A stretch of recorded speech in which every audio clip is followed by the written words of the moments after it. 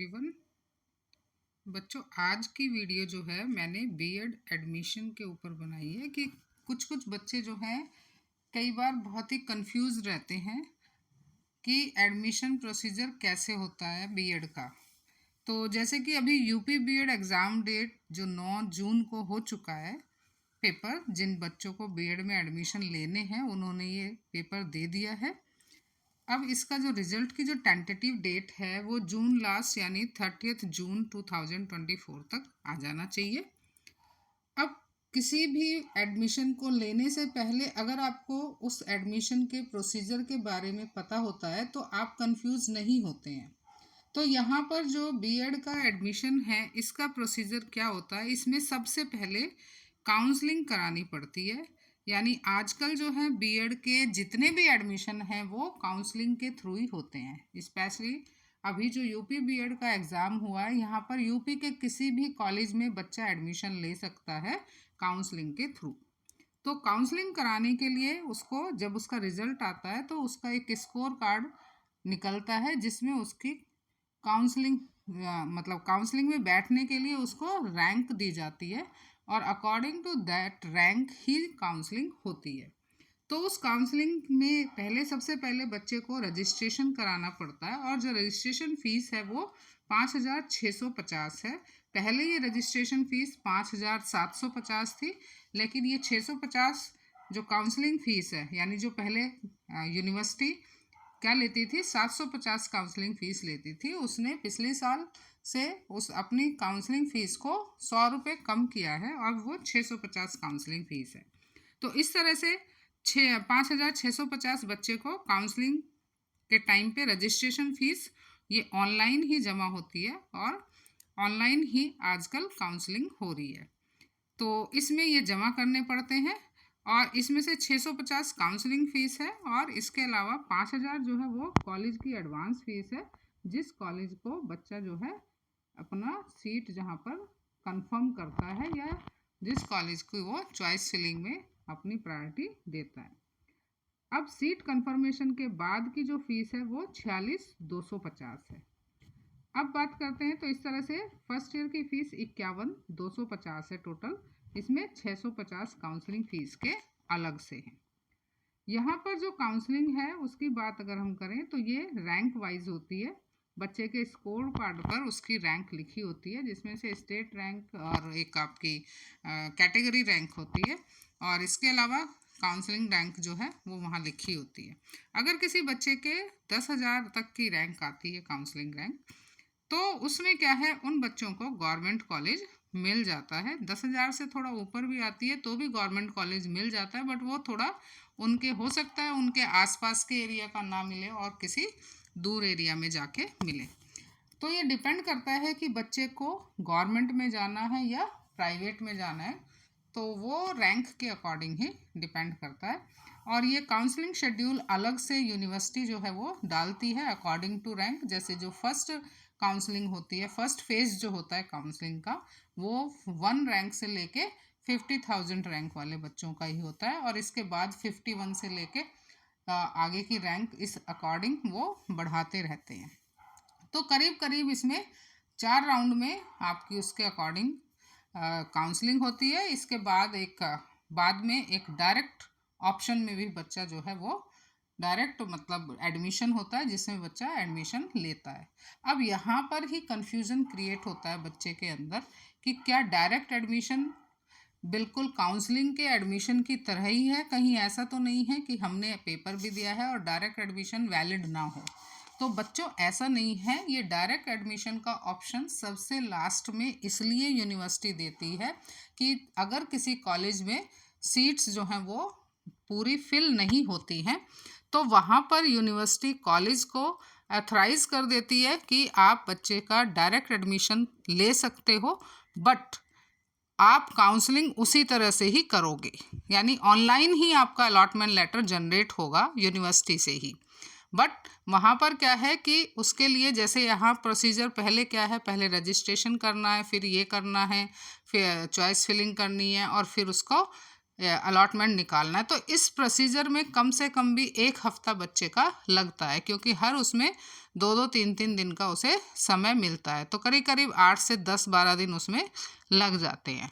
लेकिन direct admission में क्या है, बच्चा सेम डे ही पूरी फीस उसकी एक साथ जाती है और सेम प्रोसीजर होता है और सेम डे ही उसका अलॉटमेंट लेटर निकल आता है।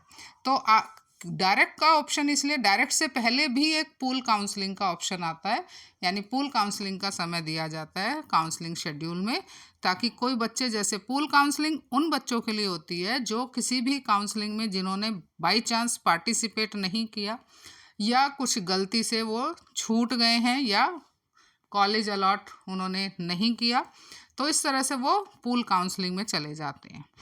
और डायरेक्ट में जनरली ज़्यादातर जो बच्चे डायरेक्ट में हैं, जैसे स्टेट वाइज कुछ सीट्स जो हैं अदर स्टेट के लिए फ़िक्स होती हैं, तो अदर स्टेट की जो सीट्स हैं वो कम होती हैं। जब वो सीट भर जाती हैं हर कॉलेज में, तो दूसरी स्टेट का बच्चा डायरेक्ट एडमिशन के शेड्यूल में आकर अपना एडमिशन बेझिझक किसी भी कॉलेज में ले सकता है जिसमें वो चाहता है, क्योंकि डायरेक्ट एडमिशन में जो एक स्टेट का जो कैटेगरी है वो वहाँ पर ख़त्म हो जाता है, वो क्राइटेरिया वहाँ पर सिर्फ ये नहीं है कि यूपी वाला बच्चा ही यूपी में ले रहा है, दिल्ली वाला बच्चा यूपी में आके नहीं ले पाएगा। तो जो एक रिजर्वेशन कैटेगरी थी सीट्स की, वो लॉक वहाँ पर अनलॉक हो जाता है और इस तरह से बच्चा आराम से एडमिशन अदर स्टेट वाला भी ले लेता है।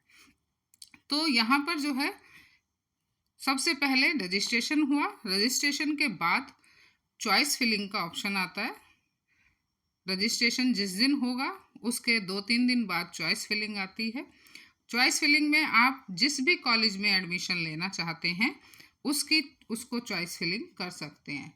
वो चॉइस फिलिंग में आपको बहुत सारे ऑप्शन दिए हुए होते हैं, ऐसा नहीं है कि आपको एक ही कॉलेज का ऑप्शन मिलना है।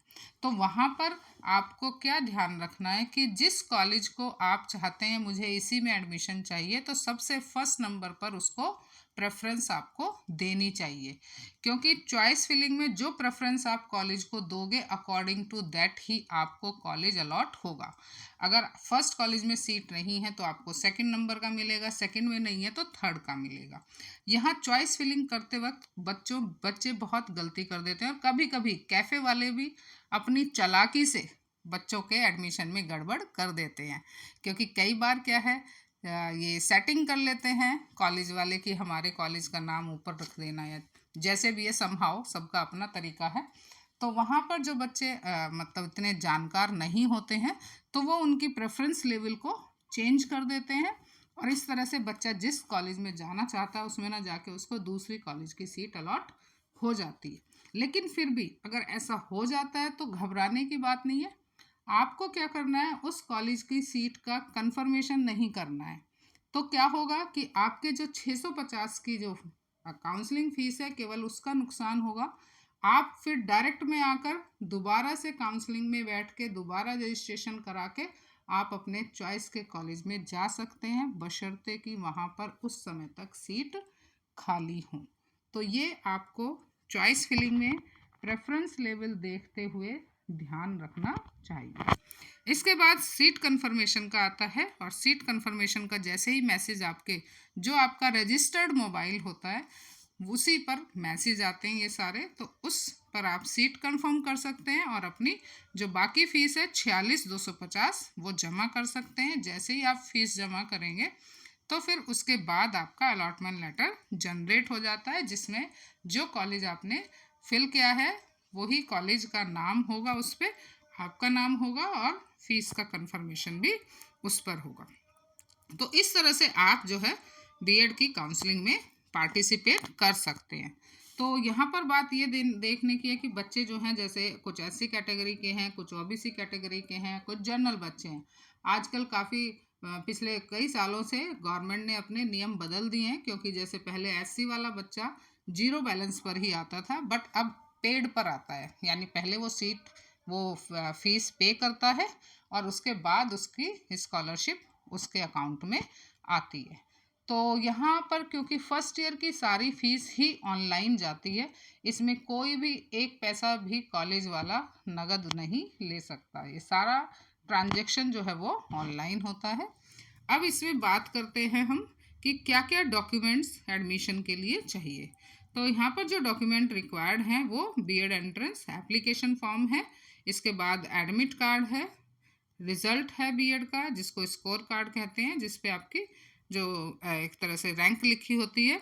देन इसके बाद कॉलेज का अलॉटमेंट लेटर जो काउंसलिंग से निकला हुआ है, 10th की 12th की ग्रेजुएशन की या किसी ने पोस्ट ग्रेजुएशन किया हुआ है उसकी मार्कशीट, सर्टिफिकेट और डिग्री, आधार कार्ड, माइग्रेशन सर्टिफिकेट उन्हीं बच्चों के लिए एप्लीकेबल है जो बच्चे जिस यूनिवर्सिटी से अलॉटेड या जिस यूनिवर्सिटी से एफिलिएटेड कॉलेज में एडमिशन ले रहे हैं, अगर उन्होंने लास्ट एजुकेशन उसी यूनिवर्सिटी से की है तो उनके लिए माइग्रेशन ज़रूरी नहीं है। अगर मैं बात करूं फॉर एग्ज़ाम्पल, मेरे को मेरठ यूनिवर्सिटी से मैंने अपनी लास्ट एजुकेशन की हुई है, चाहे वो पीजी है या वो यूजी है, और मैं मेरठ यूनिवर्सिटी से एफिलिएटेड ही किसी कॉलेज में एडमिशन ले रही हूँ बीएड कॉलेज में, तो मेरे लिए वहाँ पर माइग्रेशन एप्लीकेबल नहीं होगा। लेकिन अगर मैंने कानपुर यूनिवर्सिटी से अपना पीजी या लास्ट एजुकेशन जो भी है वो किया है और मैं मेरठ यूनिवर्सिटी में एडमिशन लेना चाह रही हूँ उससे एफिलिएटेड कॉलेज में, तो मुझे वहाँ माइग्रेशन जमा करना पड़ेगा। इसके बाद ये बैंक की पासबुक है, ये उनके लिए ज़रूरत है अगर वो कुछ बच्चे कॉलेज से ही अपनी क्या कराते हैं, रजिस्ट्रेशन कराते हैं, तो वहाँ पर बच्चे की कैंडिडेट की बैंक की पासबुक या उसके फादर की या मदर की रिक्वायर होती है। क्योंकि अगर बच्चा किसी कारणवश उस कॉलेज को लॉक नहीं करता है तो जो 5,000 रुपये हैं, 650 काउंसलिंग के तो उसके यूनिवर्सिटी पर चले जाएंगे, बट जो 5,000 रुपये हैं वो उसके अकाउंट में वापस आ जाते हैं। तो इस तरह से यहाँ पर बैंक की पासबुक भी चाहिए होती है। इसके अलावा कहीं मेडिकल फिटनेस भी बहुत से कॉलेज जमा करते हैं, इवन गवर्नमेंट कॉलेज में तो जमा होता ही है, और इसके अलावा 4 जो है वो पासपोर्ट साइज़ की फ़ोटो चाहिए। तो इस तरह से मैंने ये सारा प्रोसीजर आपको समझाया है कि बीएड में एडमिशन लेने के लिए आपको कौन कौन से डॉक्यूमेंट चाहिए और कैसे कैसे इसकी प्रक्रिया होती है, ताकि जो बच्चे एडमिशन लेना चाह रहे हैं वो कंफ्यूज ना हो। और इसके बाद अगर मैं बात करूं कि टोटल फीस जो है बीएड कोर्स की कितनी है, जैसे फर्स्ट ईयर की 51,250 है, इसमें 650 काउंसलिंग के ऐड नहीं है, वो अलग से ही है, और सेकेंड ईयर की 30,000 है, तो टोटल 81,250 जो है वो फीस है। तो प्यारे बच्चों, जिन्होंने एडमिशन दिया है, best of luck for your future. आप जहाँ भी एडमिशन लें सोच समझ कर लें, किसी के भी धोखे में ना आए और अपनी समझ से ही अपने कॉलेज को चॉइस फिल करें।